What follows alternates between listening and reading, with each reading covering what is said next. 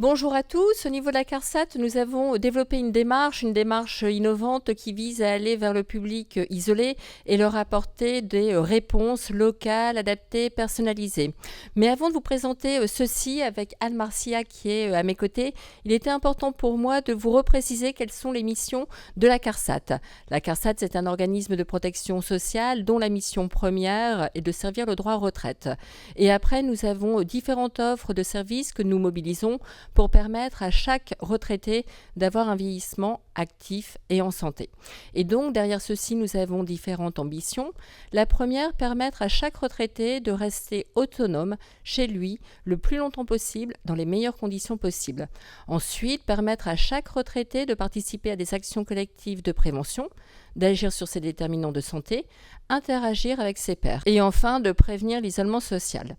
Bien, merci Valérie. Donc avant de commencer à expliquer ce que l'isolement social, je voudrais expliquer un petit peu qu'il y a une différence entre isolement social et solitude. On confond souvent ces deux termes-là. Or, la solitude est une valeur subjective, ressentie par les personnes, et d'ailleurs qui n'est pas forcément négativement ressentie par les personnes. À l'inverse de l'isolement social. L'isolement social est quelque chose de subi, que l'on peut quantifier, qui se mesure en fonction de la fréquence et de la nature des contacts qu'on a, des relations sociales qu'on a, au sein des 5 réseaux sociaux les plus utilisés, à savoir familiaux, amicaux, professionnels, associatifs, par exemple, et de voisinage. L'isolement social se mesure, en fait, c'est une mesure quantitative, se mesure avec le nombre et la qualité des interactions sociales des personnes. On sait que lorsque les personnes sont isolées socialement, elles ont une perte complète du nombre de relations sociales et de la qualité des relations sociales. L'isolement social est un problème de santé publique. Pourquoi ? Parce qu'on se rend compte à l'heure actuelle qu'il y a un pourcentage très très important de personnes isolées socialement et de personnes âgées isolées socialement qui ont en fait un facteur de risque très important pour la perte d'autonomie. Donc ce qui fait de ce facteur isolement social une problématique non seulement éthique mais également de santé publique. Donc nous l'avons vu, derrière cette notion, ces situations d'isolement social se font jour différentes problématiques. Au niveau de la CARSAT, nous avons comme ambition d'aller vers ce public isolé et de leur apporter des réponses adaptées, personnalisées. Pour ce faire, nous avons lancé une expérimentation sur 1 an avec l'ITEV pour fédérer, mobiliser les acteurs. Nous avons construit ensemble une méthodologie. Nous avons co-construit des outils pour que chaque acteur soit en capacité de repérer les situations d'isolement, de prendre en charge ces situations d'isolement. Anne, peux-tu s'il te plaît nous éclairer justement sur ces outils, sur cette méthodologie ?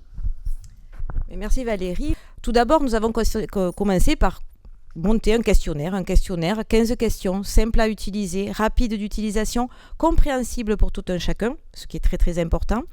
Et bien sûr, ce questionnaire doit être suivi d'un consentement pour qu'on puisse l'utiliser par la suite, dans la suite de l'expérimentation. Ce questionnaire donc, va être utilisé par les acteurs du repérage de l'isolement social.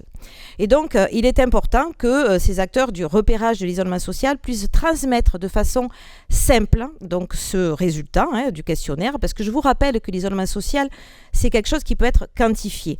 Donc, il est important que ce questionnaire puisse établir un score d'isolement social. Et en fonction de ce score d'isolement social, on va dire est-ce que la personne est plus ou moins isolée ? Est-ce qu'elle a besoin d'une intervention et de quel type d'intervention ? Donc les acteurs du repérage ont une fiche de liaison très simple à remplir, qui vont transmettre directement aux acteurs de la prise en charge présents sur le territoire. Il faut savoir que pour que les acteurs du repérage connaissent quels sont ces acteurs de la prise en charge, nous avons également construit ce qu'on appelle un livret des partenaires. Un livret des partenaires de la prise en charge, qui permet donc effectivement aux acteurs du repérage de dire « il y a tel acteur de la prise en charge sur mon territoire ». Une fois que cette transmission est effectuée, les acteurs de prise en charge vont réaliser leur prise en charge auprès de la personne. Cette prise en charge, en fait, elle est faite auprès de la personne, mais il est important que les acteurs du repérage soient aussi au courant de ce qui s'est passé pour pouvoir transmettre aussi aux personnes qu'ils ont en fait vont avoir ou ils ont eu une prise en charge. De façon très importante, donc ces acteurs de prise en charge remplissent aussi une fiche de liaison qu'on appelle la fiche de liaison 2, très simple, où j'ai été, quand est-ce que j'y étais, qu'est-ce que j'ai fait.